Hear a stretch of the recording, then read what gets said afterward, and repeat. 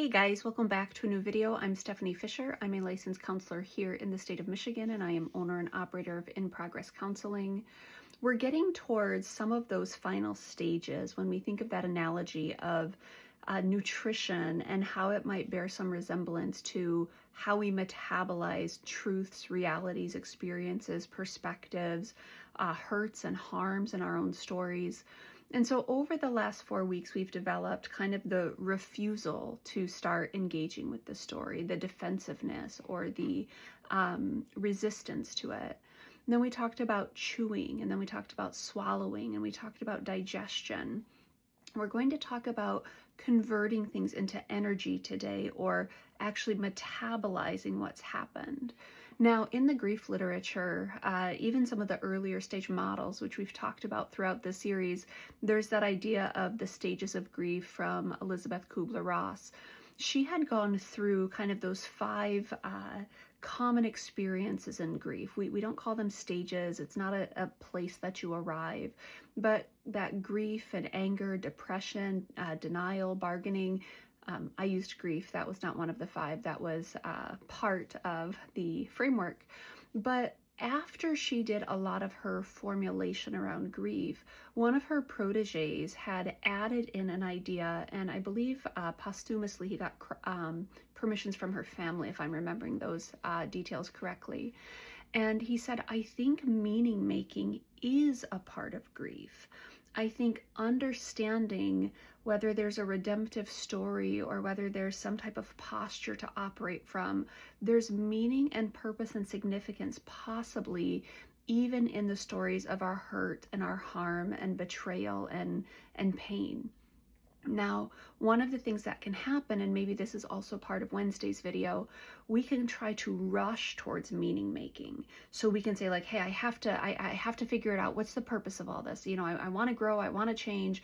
But a lot of times that's trying to get us away from the stressor or the pain. It's not us metabolizing, it's us kind of circumventing the process of fully metabolizing what's happened. So meaning making is often a part of people's stories. So when I think of diving into my own therapy work and my own formative journeys, going into certain trauma narratives and understanding that who I have become has been built on those experiences, there's a complexity to that. I don't want to have had hard things happen, whether it's abuse or neglect or betrayal.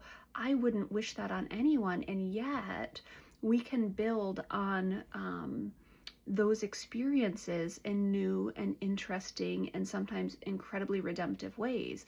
And so it's not a, we're finding the silver lining. It's, well, there's that point of impact, there's the disorientation that happens, and then potentially there's the rebuild.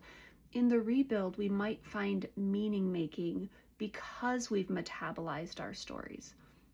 Now, one of the cautions, if I'm out there trying to make meaning and I haven't metabolized my story, a lot of times I can actually be projecting pretty significant kind of personal hurts on other people without realizing it. So one of the things I'll walk through with clients as they're kind of making meaning out of their experiences, will say, those first couple passes through languaging your experience and trying to then articulate it or communicate it, it's coming out in its rough draft form because you speaking about it is part of the metabolizing process. And earlier into our speaking about something, it's in its less edited form. The more I speak it, the more I language it, the more I'm metabolizing it, and it takes a more concrete shape over time.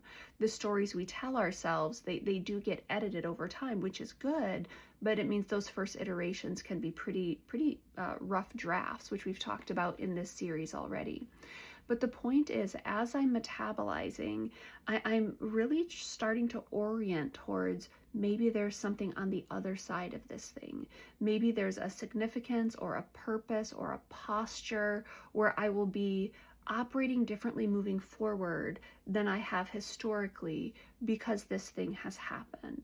And metabolizing, remember we talked last week in that digestion phase, remember metabolizing, some stuff is going to waste, and it's just getting eliminated from our bodies, from our minds, from our stories, and that's okay. Some pieces are storing, so maybe, it's not the greatest analogy, but storing to fat. We're like, oh no. But yet, that's what some of our food does. It stores and it becomes a part of our physiology, and others gets used and disseminated through energy. Those are really good understandings of what might happen in a complex story.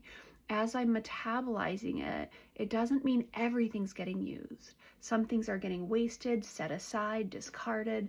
Some things are getting stored and they just become a part of my kind of landscape of who I am and who I'm becoming. And then some of it gets moved into energetic forces. And maybe on Wednesday we'll develop that a little bit more of like, what does that actually look like to make meaning out of something that's caused me significant hurt, pain, significant wounding? It's a really great thing to ponder.